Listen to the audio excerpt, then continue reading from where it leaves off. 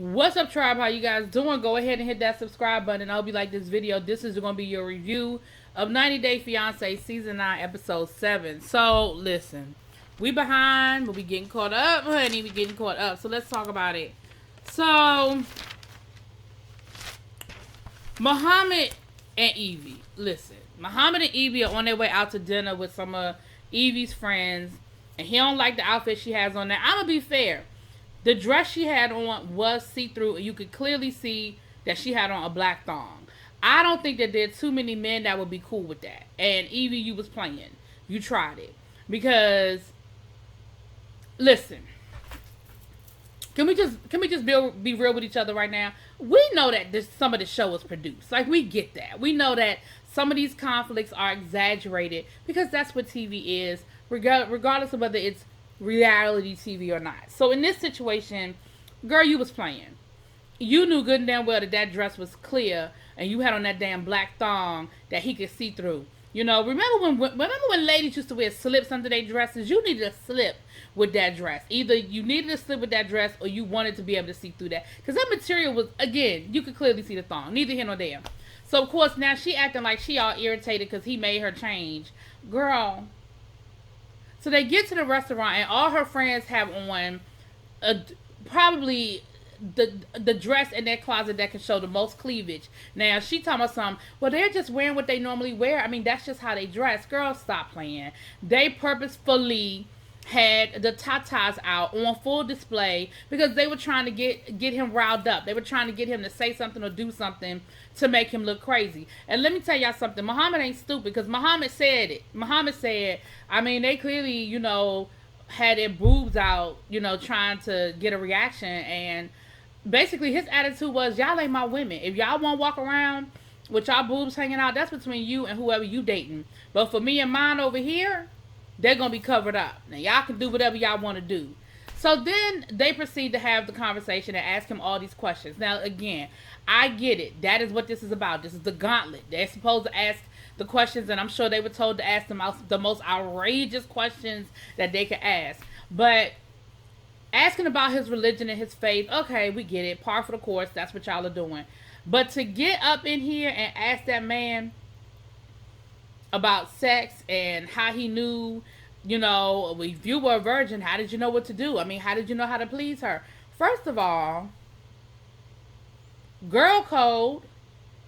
Why are y'all telling that man that she told y'all that man was a virgin? That's not. This is. And then they just kept harping on it. And of course, he is sitting there. He is uncomfortable. You know, he keeping his cool. I give Muhammad a whole lot of credit because he kept his cool. Because I don't know if everybody would have been able to keep their cool like he kept his cool. So then, of course, she brought up the fact because she ordered water instead of wine. You know, and of course, they were like, well, does it bother you that we're drinking? He was like, y'all do what y'all do. I just know she better not order no wine. She just, you know. So then they were like, well, how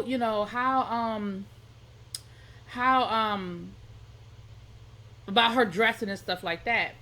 And she was like, yeah, because tonight he made me change my outfit. And I'm like, see, now you playing games. Because again, the outfit was inappropriate. And now you trying to put this man on display. You trying to call him out. And I thought that was a little rude. I thought that was a bit extra for her to be trying to call this man out like that. Now, ultimately, let's be clear. Ultimately, this is my thing. I mean, I hate to talk ahead. But on the way home, they get into this argument about dinner and, you know, what happened at dinner. And, you know, he starts talking about her dress. And he said something. And I believe him. Y'all, I believe Muhammad. After seeing Muhammad and seeing the way that he's talking and acting, Muhammad said, you told me you would change for me. I never said that. I never said that. You did say that. And you know how I know you said it? You said it because, now, let me put a pin in that before I go there.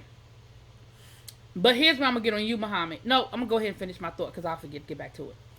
You said it, and I know you said it because at the beginning when he was on his way before he got there, you were going through your damn closet and getting rid of your more provocative clothing. So you absolutely told that man that you was going to convert. I mean, not convert, but that you would calm down and you would be a little more conservative. You told him that.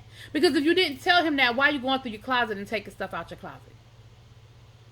Anyway, so then he was just like, well, um, she said, well, you know, when you met me, I had on a bikini. Like, you slid into my DMs because you saw me in a bikini, and then you got mad at me because I had on a bikini. And he said, and that's when he was like, because you told me you would change. Now, this is where I'm going to get on you, Muhammad. This is what you're not going to do, and this is what's not fair to her. If you met her and she was a certain way, what you can't do is say, hey, I like the packaging, but I don't like what's inside. I think her friends actually use this example too. You can't meet somebody and they have on a bikini and then come back later and say, hey, I don't want you wearing a bikini. That's too provocative. But that's what attracted you to me, and that's what made you want to slide into my DMs. And that's going to be my biggest problem with Muhammad and Evie on this whole situation, because ultimately he wants her to convert. Ultimately he wants her to be Muslim, and he wants her to follow the tenets of the Muslim religion. Although he still want to have sex with her, but you know, we already know that that's always one of the ones that people seem to want to, you know, be flexible with. Oh, you can't drink, you can't wear clothes with your boobs out, you can't have a man in the house when I'm not home, you can't do this, you can't do that, you better cook me breakfast every morning, you better do this. Oh, but we still gonna have sex every night. Anyway. So then we have Geronimo and Kara. Now, Kara is putting together the balloons for her 10-year high school reunion. And of course, she's all, you know, she's a little stressed out. She's a little worried because at the end of the day, everybody's going to know that she did it. So if it looked like trash, then people are going to be like, that's all she doing. She just doing balloons, you know. So she's trying to make it look, so she's a little stressed out. So Geronimo is with her, helping her out. And of course, she's, you know, you're doing that wrong. You're not, the balloon's too big, the balloon's too small, the balloon's too shiny. Don't use that balloon. Use this balloon. And she's kind of snapping at him a little bit. And he's like, yo, I'm going to need you to chill out. I'm going to really need you to calm down, right? She doesn't seem to think that she's doing anything wrong. She doesn't seem to think that it's an issue. You know, that she can talk to him crazy, talk to him any kind of way. And he don't like it. You know, he's like, I really don't appreciate the way you're talking to me. So then, and she's just ignoring him when he's trying to tell her what bothers her, and she's ignoring him, laughing like it's not important to her. It doesn't mean anything to her. And I mean, you know, that's a little rude. The other thing we found out is that her ex-boyfriend is going to be at the reunion.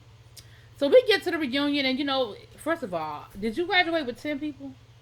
Because I feel like it was only 10 people in that reunion. Like, hell, I went to an all-girls high school and we had more people at our reunion. I mean, girl. Anyway, so the ex-boyfriend is there. And baby, the ex-boyfriend is still, he still got an axe to grind with you. He is still feeling some kind of way about what happened with y'all. They were high school sweethearts. They were in love. They did this together. They did that together. They got caught having sex by her mama. And baby, she went off to college and cheated on him.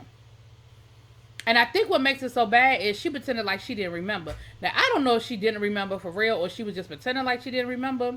But when he was talking about, you don't remember when this happened, you don't remember when that happened, and she was like, no, I mean, I never remember why we broke up. Girl, stop. First of all, I'm older than you. My high school reunion is a whole lot further away than 10 years. And I remember why me and my high school sweetheart broke up. Like, girl, stop. You just know that you were wrong. You know, you cheated on that man. You treated that man bad. And you wanted to pretend like you ain't understand. You didn't remember. And baby, that ex-boyfriend was telling Geronimo, you better watch your back, bruh. You better be careful, bruh. You don't want to end up like me, bruh. And I was like, ooh, Kara, this not a good look, girl. This is not a good look. Because at the end of the day,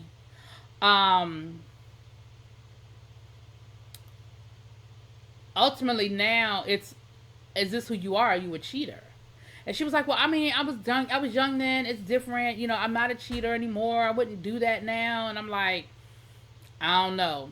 So they got some issues because he feels like she's unappreciative the way she talks to him, and she doesn't see it. See, the biggest problem is when somebody doesn't see what they're doing. So that's going to be their biggest concern. Cause she said he always feels like that she treats him like a child. So that's going to be a problem. They're going to be tripping over that. Child. So then we have Jabril and Miona. Listen, they get on my nerves. So Jabril takes her to go meet his grandmother. Now his grandmother, remember, his mom is half black, half white. So his grandmother, she's a white woman. She's gay. She's lesbian. I mean, he said that, and grandma looked like she got a little spark. She got a little purple hair streak, whatever. She got a little farm. So they go over there in their little matching outfits, and she introduces grandma and everything. So Miona, trying to get some brownie points, volunteers to help shuck out the stall. And of course she half-assed doing it because she really ain't want to do it. She was just being polite. I don't think she thought grandma was going to actually take her up on the offer, but grandma did. And ultimately, they get to talking. He talked about the fact that, when him and his mom would have conflicts, his grandmother was basically his safe haven, and how they're really close and they're real cool. So grandma was saying, listen, I want to come to this wedding. When is it going to be? Where do I need to get ready? And Jabril talks about this is a nice place to have it. Talking about his grandmother's farm. And Miona is like, no, it's going to be at the beach. Now listen, again, I don't like Miona about a lot of things, but on this one, I can't be mad at her. First of all, it sounds like she's been very clear about her intentions and about what she wants. I understand y'all living in South Dakota until we get to the next episode, but we'll get there. I understand y'all needing to save money and everything that went down with the Panorama and all that. I get that. I get it. But this woman said, listen, I have given up everything. I've given up my family. I've given up this. I've given up that. At the very least, you can give me my damn wedding by the beach. She ain't said it had to be, she probably means that, but it ain't got to be a 5-star resort in the middle of the Caribbean, sea. But y'all can find a nice beach. I get it. Y'all don't have a whole lot of money. I understand that. But, girl, you can make that happen for her. And I just think, I hear and understand why some of these things can't happen, but I really feel like it's ridiculous that none of this can happen. So later on in the episode, we find out that his band has an opportunity to record with this big producer that they've been trying to work with up in Chicago. And so he's like, can you, we need to go to Chicago. And she was like, so I need to go to Chicago. And of course she is not interested. But I figured she would want to go to Chicago because she complains about South Dakota being this small city and nothing happening. Girl, Chicago? And she even said that, there's a large Serbian population there that maybe she could connect with, some ethnic foods and things like that. And it just seemed like she didn't want to go. But I think ultimately she didn't want to go because she don't want to deal with David, which is the bandmate. And so basically in order for her to agree to go, he had to agree to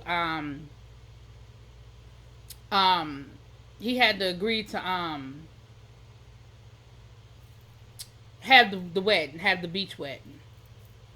Now grandma wasn't feeling it. Grandma wasn't feeling her. Grandma was like, listen, she gonna need to get along with his mama if she really want this relationship to work. Like, I understand his mama can be a little extra. Maybe she doing a lot with the rules and all of that. But ultimately, you in her house, and you're going to have to try to make it work. As far as the wedding is concerned, I mean, they need to get on one accord. They need to get on one page, I want to be at my grandson's wedding, whatever that is. I just need to make some plans. I need to make sure I know, right? Child, Emily and, what's his name? Kobe. So after Kobe had to sleep by himself on his first night in the house, because remember they had their little overnight at the hotel situation. That's why she took you to the hotel, Cole, because she already knew what the deal was. She knew that you was going to be in that other room.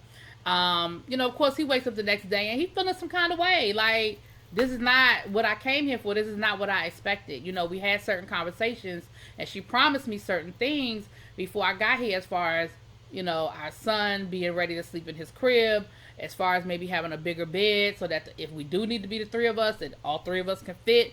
Like, I wasn't really happy about it. And Emily was basically like, get over it, So then the next morning they wake up and she was like, well, let me show you how to, help him brush his teeth. And, he changed the diaper. And like everything she did, it was like, yeah. You're not doing this right. You're not doing that right.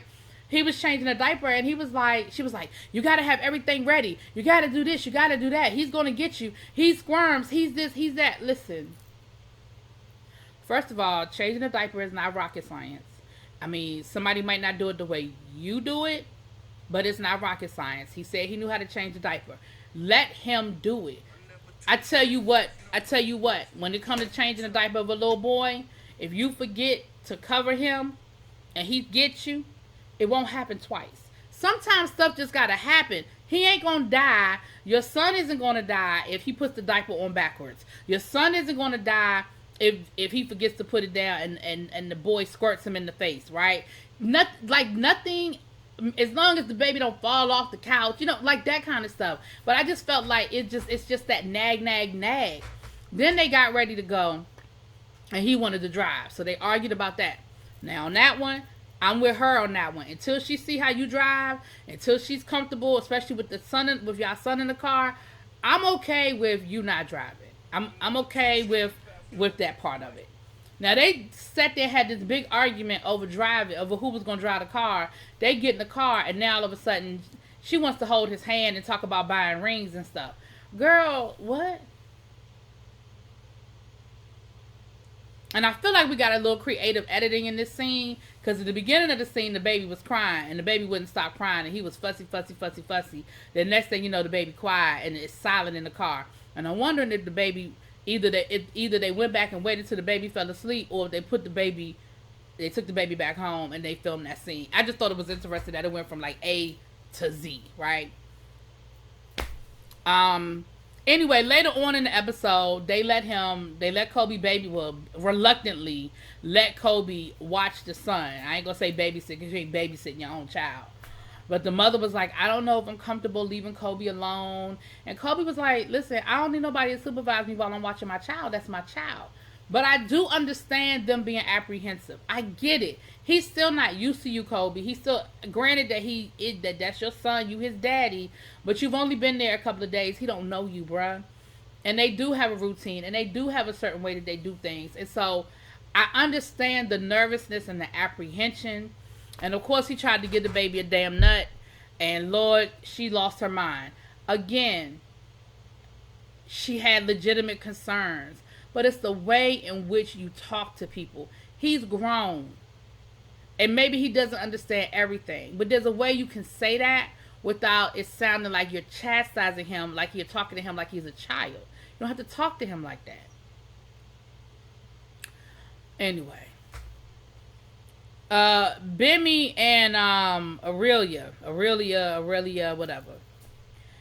Child, he get to talking to his sisters, because they had a fight over whatever. So he get to talking to his sisters, and he's telling if I'm gonna cut through the BS, he's telling his sisters, listen, things are okay, they're not great, they're not horrible. I'm here for my child, because I don't want the same thing that happened to my last son. And even if things don't work out with me and her, maybe she can still sponsor me for my green card. So basically, his backup plan is to stay in the United States and get a green card if the 90-day fiancé situation don't work out, like they get married or whatever. And they end up going to dinner later on that night with her family.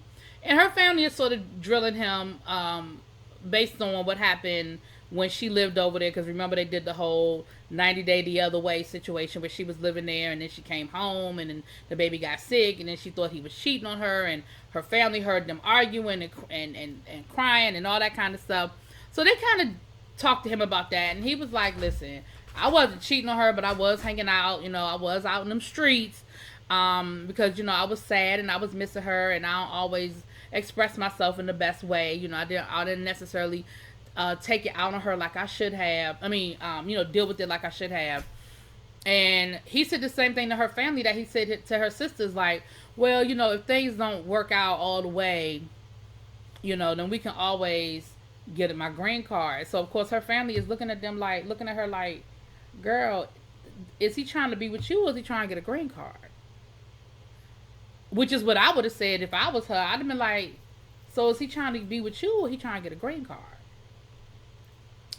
Last but not least, we have Bilal and Shaida.